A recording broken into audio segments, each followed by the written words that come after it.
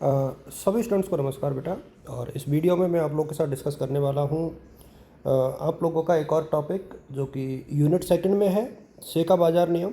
और इसके बाद क्लासिकल थ्योरी ऑफ एम्प्लॉयमेंट और कीन्सियन थ्योरी ऑफ एम्प्लॉयमेंट के ऊपर भी हम लोग डिस्कस करेंगे। लेकिन ये जो क्वेश्चन है वो अपने आप में बहुत मायने रखता है और बहुत अच्छा क्वेश्चन है जो एग्ज़ाम में आता है और 7 नंबर में आता है।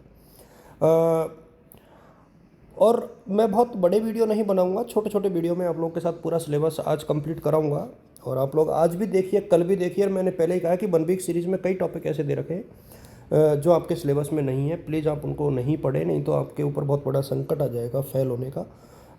ये आप लोग सोच समझ करके पढ़ें। देखिए, से के नियम के अनुसार जो है, पहली बात तो से का नियम है क्या। देखो, क्लासिकल से पहले जो है आचार्य जेबी से जो थे, प्रोफेसर जेबी से, उन्होंने एक स्टेटमेंट दिया था कि supply create it's on demand, यानी पूर्ति जो होती है वो अपनी मांग स्वयं पैदा करती है। और दीर्घकाल में अर्थव्यवस्था में जो है पूर्ण रोजगार पाया जाता है, यानी there is a perfect competition in the long run. और जो एक ऐसी सिचुएशन है जहाँ कैपिटलिस्ट इकोनॉमी है, पूंजीवादी अर्थव्यवस्था है, जिसमें कोई सरकारी हस्तक्षेप नहीं होता है और समस्त जो अर्थव्यवस्था है वो कीमत संयंत्र के माध्यम से नियंत्रित होती है। यदि अल्पकाल में, ये अल्पकाल है, अल्पकाल में यदि थोड़ी बहुत बेरोजगारी होती भी है तो उसे मजदूरी की दरों में जो है कटौती करके दूर किया जा सकता है, अकॉर्डिंग टू से। अब यहाँ पर जो प्रोफेसर जेबी से है, उन्होंने ये जो कंडीशंस थी वो बता दी। किसी बच्चे को ये पीडीएफ चाहिए तो वो मेरे को मैसेज कर दे अलग से, मैं उसको इसकी पीडीएफ भी अवेलेबल करा दूंगा। देखिए इसमें अजम्पशंस जो है वो क्लियर कट है। पूर्ण रोजगार यानी परफेक्ट एम्प्लॉयमेंट, फुल एम्प्लॉयमेंट, सरकारी हस्तक्षेप यानी लेजिस्फेयर पॉलिसी, यानी there is no government interfere in the economic activities, आर्थिक क्रियाओं में सरकार का हस्तक्षेप नहीं होता है। ओवर प्रोडक्शन इज इम्पॉसिबल, यानी अति उत्पादन असंभव है। पूंजीवादी अर्थव्यवस्था पाई जाती है, यानी कैपिटलिस्ट इकोनॉमी है। फ्लेक्सिबल बेज रेट्स है, यानी मजदूरी की दरों को कम ज़्यादा किया जा सकता है। क्लोज्ड इकोनॉमी है, यानी आयात और निर्यात नहीं होता है। द्विक्षेत्रीय अर्थव्यवस्था, मतलब सिर्फ फर्म और परिवार ही होते हैं, विदेशी व्यापार नहीं होता है।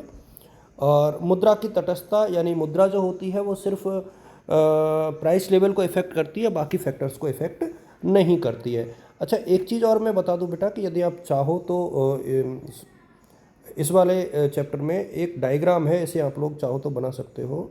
मैं कोशिश करता हूं बनाने की। ये बहुत एक सिंपल सा डायग्राम है, इसको आप लोग यहाँ पर बना सकते हो।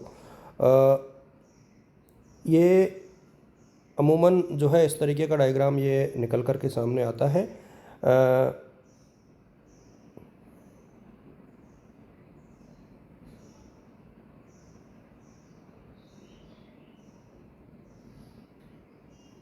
ये बहुत सिंपल सा डायग्राम है, इसको लेकर के ज़्यादा परेशान नहीं हो आप लोग। देखिए, ये जो है वो सप्लाई ऑफ लेबर है और ये क्या है, डिमांड ऑफ लेबर है। और ये जो है हमारा उत्पादन वक्र होता है, और O equal to function of capital, labour और लैंड, ये सारी चीज़ें। तो सिर्फ एक फैक्टर को ही परिवर्तनशील मानते हैं, बाकी को नहीं मानते हैं। इधर जो है मजदूरी की दरें होती हैं एक्स अक्ष पर, इधर बेज रेट्स होती हैं, W/P आप लोग लिख सकते हो। और इधर जो है रोज़गार का स्तर होता है, जिसे आप लोग N लिख सकते हो। और इसी की जस्ट सीध में जब आप जाओगे तो ये जो है एरो बनेगी, जहाँ N यानी उत्पादन होगा और इधर जो है आपके कीमतें होंगी। तो ये एक प्रकार से डायग्राम आप लोग चाहो तो बना सकते हो। इसकी आलोचनाओं की यदि आप लोग बात करेंगे हम लोग, तो देखिए, पूर्ण रोजगार की मान्यता जो है वास्तविक नहीं होती है, दीर्घकाल नहीं होता है एक्चुअली व्यवहार में। बेज रेट्स फ्लेक्सिबल नहीं होती है और कैपिटलिस्ट इकोनॉमी पर आधारित है, तो ये दूसरी अर्थव्यवस्थाओं में लागू नहीं। और अंतर्राष्ट्रीय तत्वों की अवहेलना है, क्योंकि क्लोज्ड इकोनॉमी है और मुद्रा तटस्थ नहीं होती और विकासशील देशों पर आधारित। तो आप यहाँ पर देखोगे कि ये बहुत अच्छे से इसको एक्सप्लेन किया गया है। और आई थिंक इसको आप लोगों को समझ लेना चाहिए कि किस तरीके से ये क्वेश्चन जो है आप लोगों के लिए महत्वपूर्ण है। मेरी तरफ से आप सभी को ऑल द बेस्ट और गुड लक बेटा। इन पॉइंट्स को आप लोग अच्छे से लिखना और अच्छे नंबर आएंगे। Thank you.